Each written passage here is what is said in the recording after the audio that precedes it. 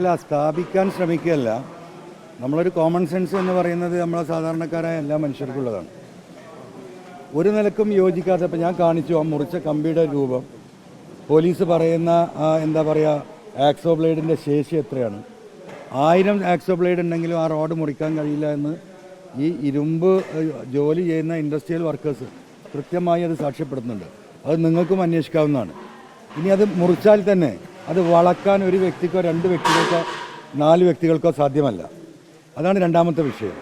പിന്നെ ഡ്രമ്മിൻ്റെ കാര്യം, അതിപ്പോൾ നമ്മളിവിടെ കൃത്യമായി കാണിച്ചു. ഒരു നിലക്കും 3 ഡ്രമ്മിൻ്റെ മുകളിലേക്കോ അല്ലെങ്കിൽ 2 ഡ്രമ്മിൻ്റെ മുകളിലേക്കോ ഒരാൾക്കും കയറാൻ കഴിയില്ല. മൂന്നാമത്തെ കാര്യം, ഈ 3 ഡ്രം തന്നെ അട്ടിക്ക് വെച്ചാലും അതിൻ്റെ ഹൈറ്റ് ഡിഫറൻസ് നമ്മൾ കാണിച്ചു. അവിടെ കെട്ടിത്തൂക്കിയ ആ തുണിയിലേക്ക് പറന്ന് പിടിക്കേണ്ടി വരും. അതും സാധ്യമല്ല. ഇനി ഇതെല്ലാം സംഭവിച്ചു എന്ന് തന്നെ വെക്കട്ടെ, ഈ വ്യക്തി എന്തിനാ ജയിൽ ചാടുന്നത്? ഇത്ര റിസ്ക് എടുത്തിട്ട് അദ്ദേഹത്തിന് രക്ഷപ്പെടാൻ വേണ്ടിയാണ്. ഈ ശിക്ഷയിൽ നിന്ന് രക്ഷപ്പെട്ട് നാട് വിടാനാണ്. സ്വാഭാവികമായിട്ടും ഞാനാണെങ്കിലും നിങ്ങളാണെങ്കിലും ലോകത്ത് ഏതൊരു മനുഷ്യൻ്റെയും ആ ജയിൽ ചാടുമ്പോൾ ഉണ്ടാകുന്ന അവൻ്റെ ഇൻറ്റൻഷൻ എന്താണ്? രക്ഷപ്പെടുക എന്നാണ്. ആ രക്ഷപ്പെടാനുള്ള മാർഗം ആ ജയിൽ പരിസരവും ആ പ്രദേശത്തു നിന്നും എത്രയും പെട്ടെന്ന് ഓടി രക്ഷപ്പെടുക എന്നാണ്. ആ ഓടി രക്ഷപ്പെടാൻ ഗോവിന്ദചാമി ശ്രമിച്ചിട്ടില്ല. അതിൽ പോയ ഒരു പാണ്ടി വണ്ടിക്കും അദ്ദേഹം കൈ കാണിക്കുന്ന നമ്മൾ കാണുന്നില്ല.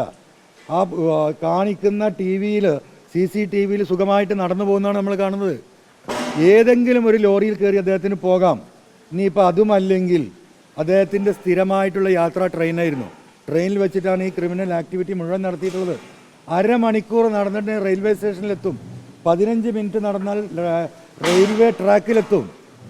ഇതെല്ലാം സുപരിചിതമായ ഗോവിന്ദചാമി അവിടെ 10 മണി വരെ ജനങ്ങളെ കയ്യിൽ പെടുന്നത് വരെ ഈ ജയിലിൻ്റെ പരിസരത്ത് ഒളിച്ചു നിന്നു എന്ന് പറഞ്ഞാൽ നമുക്ക് എങ്ങനെ വിശ്വസിക്കാൻ സാധിക്കുക? അപ്പോൾ ഇതിൽ നമ്മൾ മനസ്സിലാക്കേണ്ടത്, ഈ പറയുന്ന ഒരു ആക്ടിവിറ്റിയും ജയിലിൽ നടന്നിട്ടില്ല. നടന്നിട്ടുണ്ടായിരുന്നെങ്കിൽ പത്രമാധ്യമ പ്രവർത്തകരായ നിങ്ങളെ സാധാരണ ഒരു ക്രിമിനൽ കേസ് അന്വേഷിക്കുമ്പോൾ പ്രതിയെ തെളിവെടുക്കാൻ കൊണ്ടുപോകുമ്പോൾ നിങ്ങളും കൂടെ പോകുന്നതാണ്. നിങ്ങൾ ഷൂട്ട് ചെയ്യാറുണ്ട്. കേരളത്തിൽ അത് ജനങ്ങളുടെ മുന്നിൽ അത് സാക്ഷ്യപ്പെടുത്താറുണ്ട്. അതിനുള്ളൊരു അവസരം പത്രമാധ്യമങ്ങൾക്ക് കൊടുത്തിട്ടില്ല എന്ന് പറഞ്ഞാൽ പൂർണ്ണമായും മൂടി വെച്ചതാണ്. അപ്പോൾ അത് കഴിഞ്ഞ് നമ്മൾക്കത് ഊഹിക്കാൻ കഴിയുന്നത്, ഈ പറയുന്ന ജയിൽ ഉദ്യോഗസ്ഥരുടെ തന്നെ വാഹനത്തിൽ ഗോവിന്ദചാമിയുമായി ഉണ്ടാക്കിയ ഒരു അണ്ടർസ്റ്റാൻഡിങ്ങിൻ്റെ ഭാഗമായി പുറത്തു കൊണ്ടുവരുന്നു. ആ ജയിൽ പരിസരം വിട്ടുപോകാതിരിക്കാൻ നിർദ്ദേശം കൊടുക്കുന്നു. കുറച്ച് കഴിയുമ്പോൾ 10 മണിയോടുകൂടി താങ്കൾ വീണ്ടും അറസ്റ്റ് ചെയ്യപ്പെടുമെന്ന് പറയുന്നു. ഗോവിന്ദചാമിയെ സംബന്ധിച്ച് ജീവപര്യന്തം എന്ന് പറയുന്നത് പരിപൂർണമായിട്ട് മരണം വരെ ജീവപര്യന്തം അനുഭവിക്കണമെന്നാണ് കോടതി പറഞ്ഞിട്ടുള്ളത്. ഇത്തരം കേസുകൾ ഉണ്ടാവാറുണ്ട്. പക്ഷേ അത് പിന്നീട് അപ്പീലും മേഴ്സി പെറ്റീഷനൊക്കെ ആയിട്ട് ആ പ്രതികളെ ഈ 15 or 20 കൊല്ലം കഴിയുമ്പം വിട്ടുപോകാറുണ്ട്.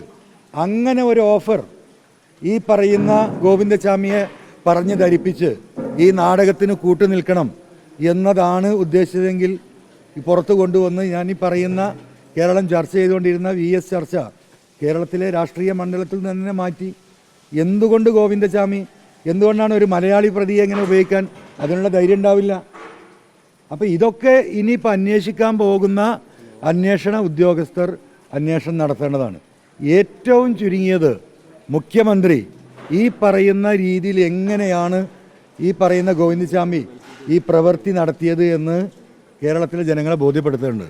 പത്രമാധ്യമ പ്രവർത്തകർക്ക് ഇത് വിസിറ്റ് ചെയ്യാനുള്ള സംവിധാനം കൊടുക്കേണ്ടതുണ്ട്. പക്ഷേ ഒരു കാര്യം ഞാൻ പറയാം, ഇപ്പോൾ ഇന്ന് നമ്മളിത് വളരെ കൃത്യമായി ജനങ്ങളെ ബോധ്യപ്പെടുത്തിയതുകൊണ്ട് ഇപ്പോൾ അവിടെ വേണമെങ്കിൽ ആ റോഡ് ഈ പറയുന്ന ഗ്രില്ല് അറുത്തെടുക്കാനുള്ള സംവിധാനങ്ങൾ ചെയ്തേക്കും. പക്ഷേ ഈ നിമിഷം വരെ അത് ഉണ്ടായിട്ടുണ്ടാവില്ല എന്നത് തന്നെയാണ്. ഒരു ഗോവിന്ദചാമിക്ക് ഒരിക്കലും അത് സാധ്യമല്ല. 5 ഗോവിന്ദചാമിമാർ 2 കൈയുള്ളവർ വിചാരിച്ചാൽ നടക്കാത്ത കാര്യം നടന്നു എന്നാണ് ഇവിടെ ബോധ്യപ്പെടുത്തുന്നത്.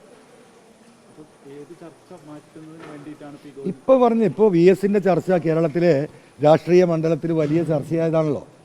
കേരളത്തിലെ ജനങ്ങൾ ഇന്ന് വരെ കേരളത്തിൻ്റെ ചരിത്രത്തിൽ ഈ സംസ്ഥാനം ഉണ്ടായിട്ട് ഇതുപോലെയുള്ള ഒരു ജനകീയ പങ്കാളിത്തമുള്ള ഒരു വിലാപയാത്ര കേരളത്തിൽ ഇന്ന് വരെ നടന്നിട്ടില്ല. എന്തുകൊണ്ടാണ് ജനങ്ങൾ, കമ്മ്യൂണിസ്റ്റുകാർ, പാവപ്പെട്ടവർ, തൊഴിലാളികൾ VSനെ സ്നേഹിച്ചത്, ഈ രീതിയിൽ സ്നേഹിച്ചത് എന്ന ചർച്ചകൾ വന്നു. VS എടുത്ത നിലപാടുകൾ വന്നു. ആ VSനെ തരം താഴ്ത്താൻ CPMൻ്റെ പിണറായി വിഭാഗം നടത്തിയ അവരുടെ പ്രവർത്തികൾ ഇവിടെ ചർച്ചയായി. പിരപ്പൻകോട് മുരളിയുടെ സ്റ്റേറ്റ്മെൻറ്റ് വന്നു. ഈ ക്യാപിറ്റൽ പണിഷ്മെൻ്റ് ഇവിടെ ചർച്ചയായി. ഇവിടെ പലതും ചർച്ചയായി. ഇന്നത്തെ പിണറായിസ ഗ്രൂപ്പിന് വമ്പൻ തിരിച്ചടിയായി. രാഷ്ട്രീയത്തിൽ മരിച്ച പറയുന്ന VS മാറി എന്നതൊരു വസ്തുതയാണ്. ആ ചർച്ച അവസാനിപ്പിക്കാൻ ഈ പറയുന്ന മുഖ്യമന്ത്രിയുടെ ഏറ്റവും അടുപ്പക്കാരനായിട്ടുള്ള ADGP അജിത് കുമാറിൻ്റെയും ഈ പറയുന്ന P ശശിയുടെയും തലയിൽ ഉദിച്ച ഒരു കുബുദ്ധിയാകാൻ മാത്രമേ ഈ പറയുന്ന ഗോവിന്ദചാമിയുടെ ജയിൽ ചാട്ടത്തിനുള്ള സാധ്യതയുള്ളൂ. അല്ലാതെ ഈ പറയുന്ന രീതിയിൽ അഴിമുറിച്ച് ഉപ്പ് തേച്ച് ഡ്രം അട്ടിക്കിട്ട് അതിൻ്റെ മുകളിൽ കയറി പുറത്ത് ചാടി നാട്ടുകാർ പിടിക്കുന്നവരെ അവിടെ ഈ ജയിലിന് ചുറ്റും ചുറ്റി നടന്ന ഒരു ഗോവിന്ദചാമിയെ, അതാണ് ആ കഥ, ആ സ്റ്റോറി വിശ്വസിക്കാൻ കോമൺ സെൻസ് ഉള്ളവർക്ക് സാധ്യമല്ല.